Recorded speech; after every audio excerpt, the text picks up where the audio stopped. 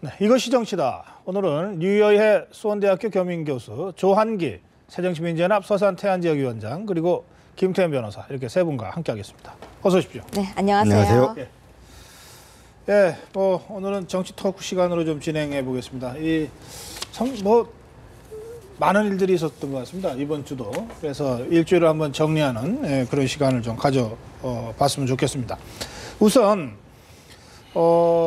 이 공천 룰을 둘러싸고 김무성 대표와 문재인 대표가 추석 연휴에 전격 회동하고 합의를 했는데, 그 합의에 대해서 이제 청와대가 강력하게 반발을 하면서 청와대와 김무성 대표 간에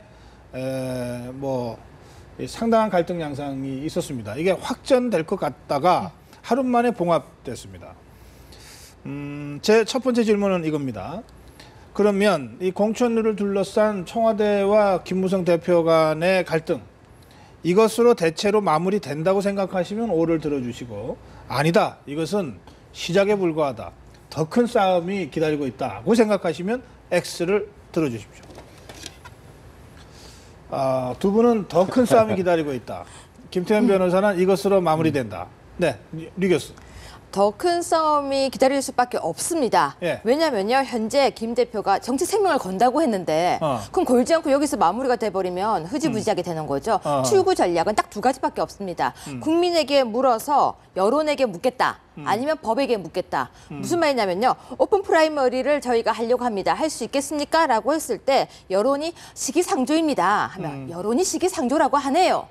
라고 넘어가고, 아니면은 안심 번호를 하려고 하는데요, 이게 혹시 법적으로 문제가 있습니까? 했을 때 법적으로 문제가 많네요 하면은 법적으로 문제가 많네요 하고 빠져나가지, 그 외의 방법으로는 마무리될 수가 없다. 그래서 제2제3의 더 큰 갈등이 기다리고 있다. 네, 그렇게 될 수밖에 없다. 보시는군요. 네. 자, 조한기 위원장 어떻게? 예, 저도 비슷한 이유인데, 네. 김무성 대표 제1당 집권여당의 대표입니다. 오픈 프라이머리에 정치 생명을 걸겠다고 수차례 공언을 했습니다. 예. 일당의 대표가 그 정도의 배짱과 신념을 보여주지 못하면 일당 이끌 수가 없습니다. 네. 그렇기 때문에 김무성 대표 이번에는 본인이 가지고 있는 철학과 소신을 보이기 위해서 네. 더 확전을 할 것이다, 이렇게 판단합니다.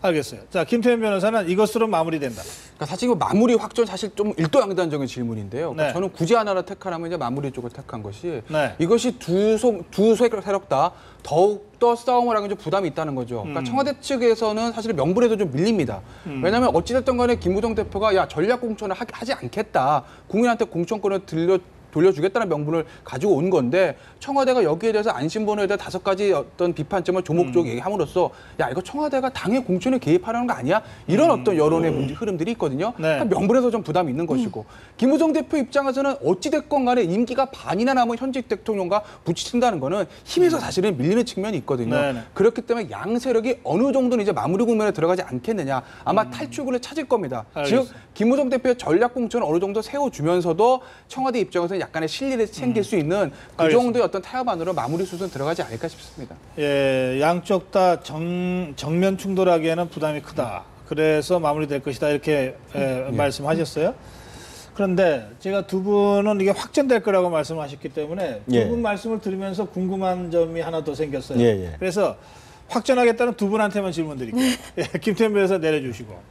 확전을 하면 청와대와 김무성 대표가 더 크게 싸운다는 뜻 아닙니까? 그죠?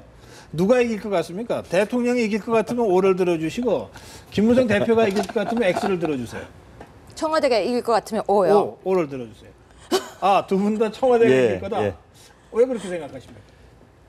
지금 박근혜 대통령의 지지율이 50%를 넘나들고 있습니다. 집권 2년 반밖에 되지 않았고요. 그리고 김무성 대표가 전에 말했듯이 청와대를 이기려고 하기는 어려울 겁니다. 그런데 김무성 대표는 지금 당대표로서 목숨을 걸겠다, 정치 생명을 걸겠다라는 신념을 지켜내지 못하면 앞으로 지도자로서 알겠어요. 예. 이미지는 사라질 겁니다. 그래서 지더라도 명분을 취할 가능성이 크다.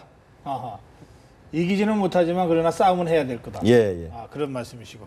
예. 약간 비슷한데요. 네. 이겨도 이길 수가 없는 게임이다. 청와대를 이긴다고 해도 결국 칭찬을 받을 수가 없고 이긴다고 해도 실익이 없어요 지금. 그래서 이겨도 이긴 것이 아니다. 결국 청와대가 이긴다. 그래요. 알겠습니다. 예. 그 사실 이 정치라고 하는 게 때가 중요하다 그러잖아요. 나아갈 때와 물러날 때가 중요하다 그랬는데 두 분 다 이길 수 없는 싸움이다. 김무성 대표가. 네. 그러나 해야 된다. 예. 참 이게 어려운 숙제를 지금 두 분께서 내주신 것 같습니다. 일단 이 문제는 이 정도로 정리하겠습니다. 사실은 이 김무성 대표가 최고위원회 회의에 불참한 날 최고위원회에서 서청원 최고위원이 상당히 중요한 발언을 했습니다. 뭐라 그랬냐면 안심번호가 무슨 국민경선이냐. 안심번호는 여론조사의 한 방식일 뿐이다. 이걸 국민경선이라고 헷갈리게 하지 마라. 이렇게 발언했습니다. 제가 어제 여론 전문가들한테 질문도 드렸습니다만 제 질문 이렇게 다시 한번 드려보겠습니다. 안심번호 국민경선이라고 지금 표현되고 있는데 이게 진짜 국민경선이라고 생각하시면 O를 들어주시고 이거 사실은 국민경선이 아니다라고 생각하시면 X를 들어주세요. 두 분은 국민경선이라고 하시고 아니라고 생각하시는군요. 먼저 주장해 주십시오. 예를 들면 그 국민 경선을 칭할 때 오픈 프라이머리가 있고 클로즈드 프라이머리가 있습니다. 실제로 지지자들이나 지지하는 정당에 상관없이 열어놓고 유권자를 모아서 후보를 공천하는 방식이 있고 또 지지자들만 혹은 당원들만 제한된 인원을 모아서 하는 경선 방식이 있는 겁니다. 그걸 이제 클로즈드 그 프라이머리라고 하는데요.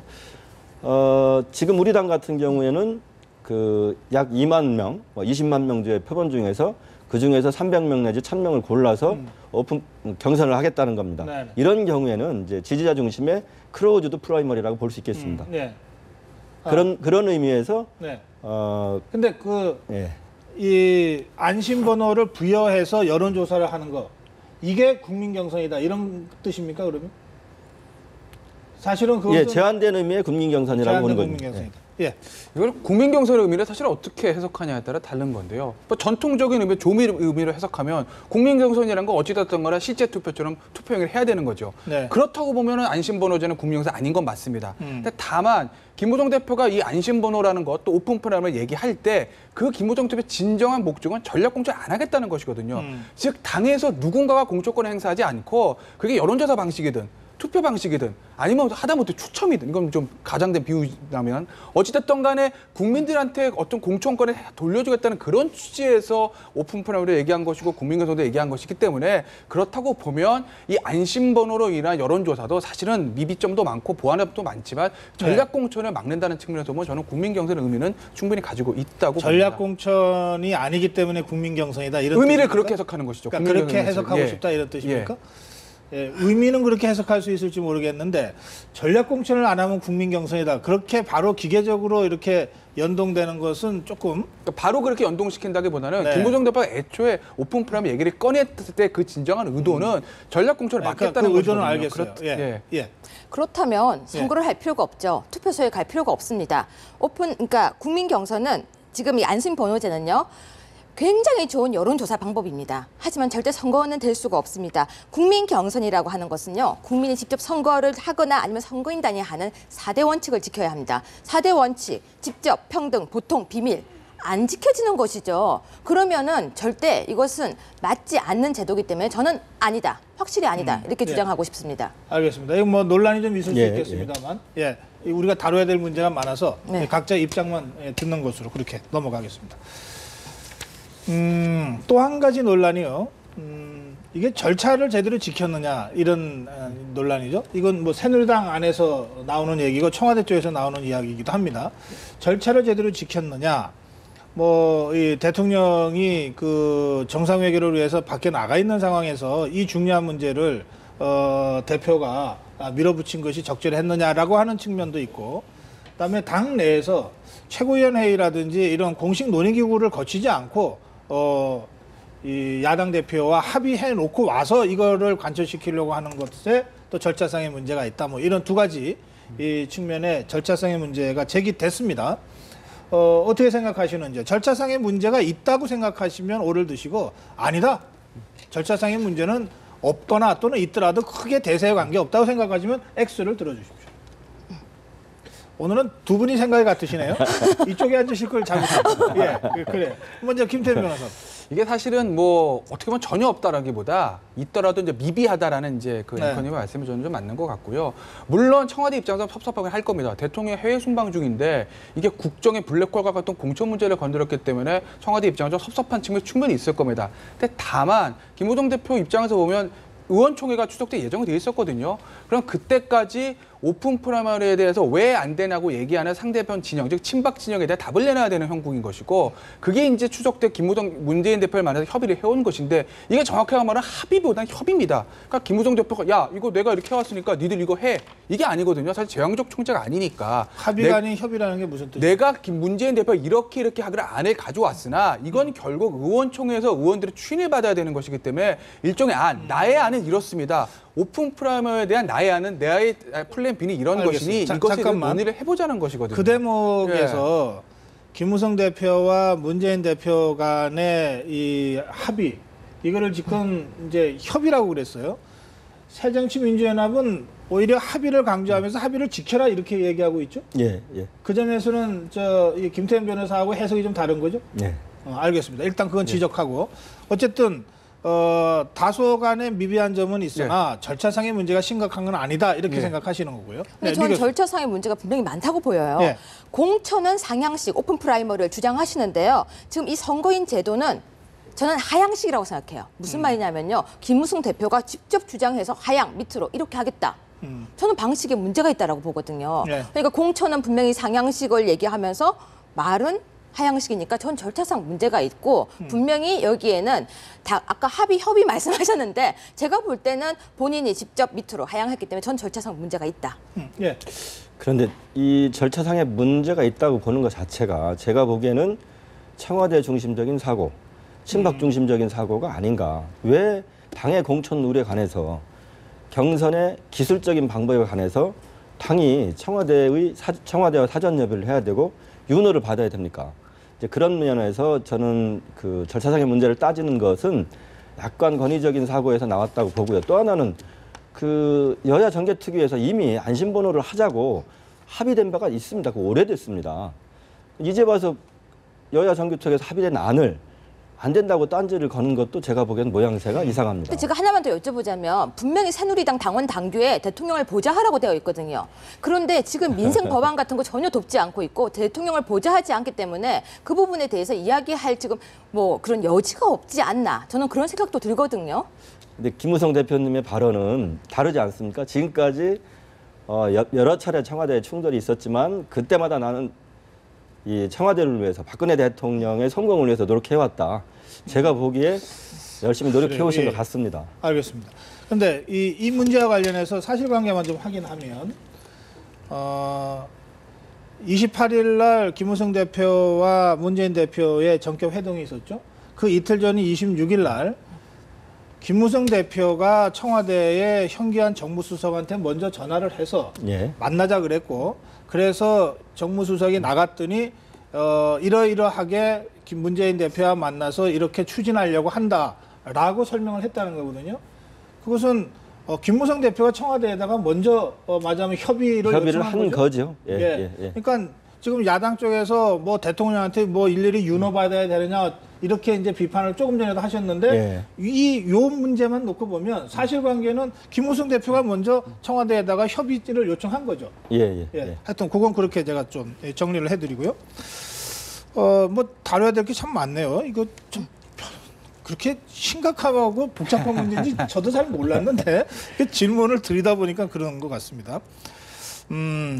어쨌든 사실상 그러니까 일정을 취소했다고 보통 언론에서 표현합니다만, 그죠? 10월 1일 날 일정을 취소했다고 언론에서 표현합니다만, 뭐 당무 거부다라고 표현해도 크게 다르지 않을 것 같습니다.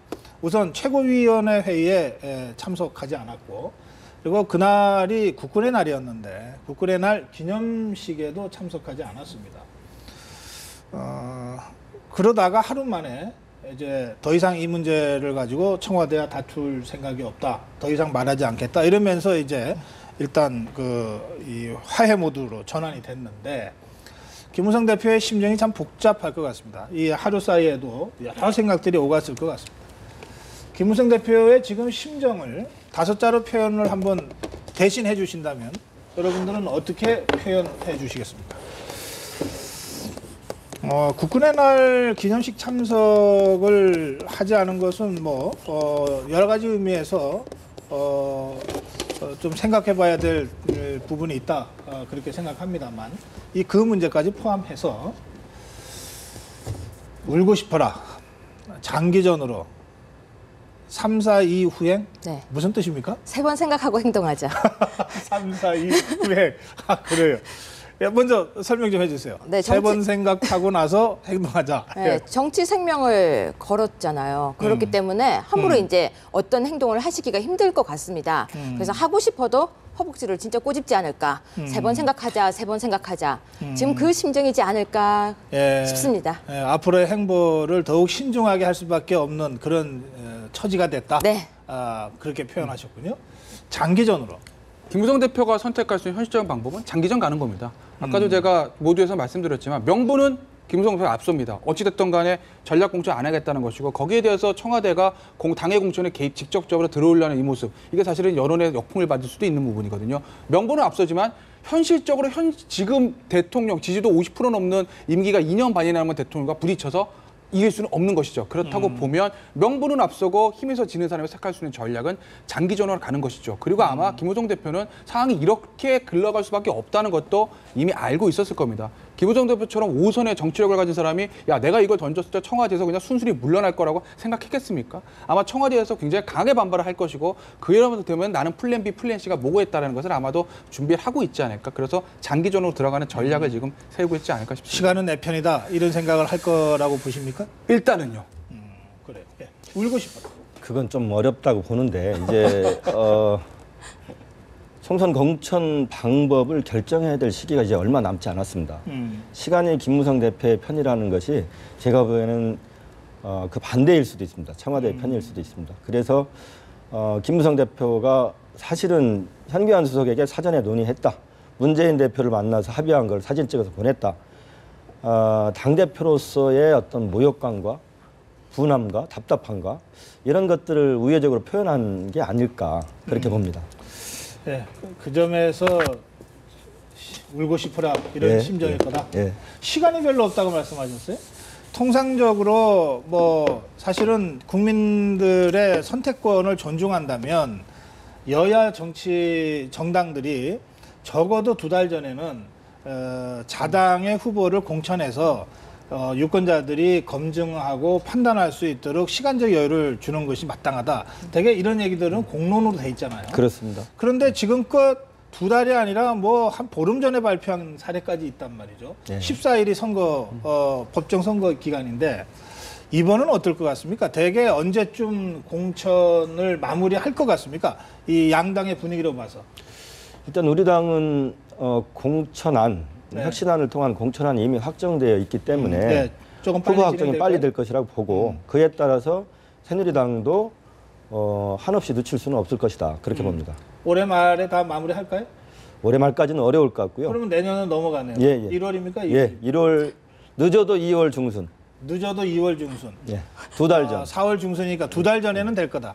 어떻게 보세요? 근데 야당에서 그렇게 가시면은 여당에서 너무 늦어지면은 비판을 받게 되니까 야당이 정말 그렇게 빨라진다면 여당도 빨라지겠지만 제가 볼 때 야당 빨라지기 힘들 것 같은데요. 왜요? 2월 중순에 지금 이렇게 당을 많이 만들고 있는데 제가 볼 땐 거의 1인 1당 체제로 지금 갈 것 같은데 어떻게 그렇게 공천이 쉬울까? 너무 비관적인지 모르겠지만 2월 말은 넘어서지 않을까? 그렇게 되면 여당도 비슷하게 가지 않을까? 그럼 양당 다 그러면 국민적 비판에 직면하게 되겠네요. 네.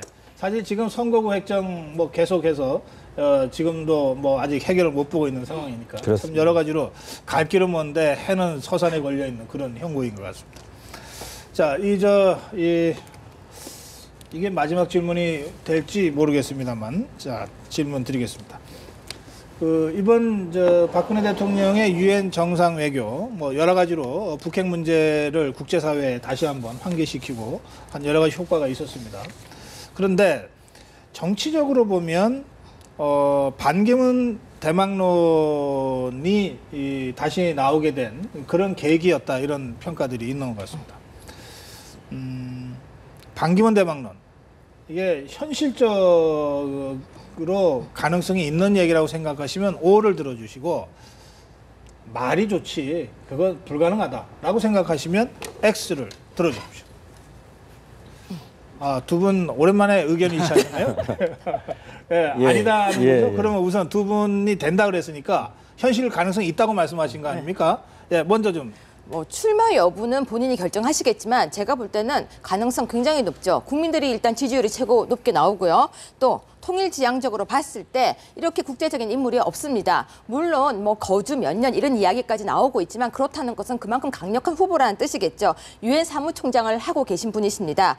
국제적인 감각, 평화 통일을 맞이하기에는 이 정도로 좋은 인물도 없고 청와대 입장에서도 지금 현재 가장 적임자를 고르신 게 아닌가 하는 생각을 해봤습니다. 아니다.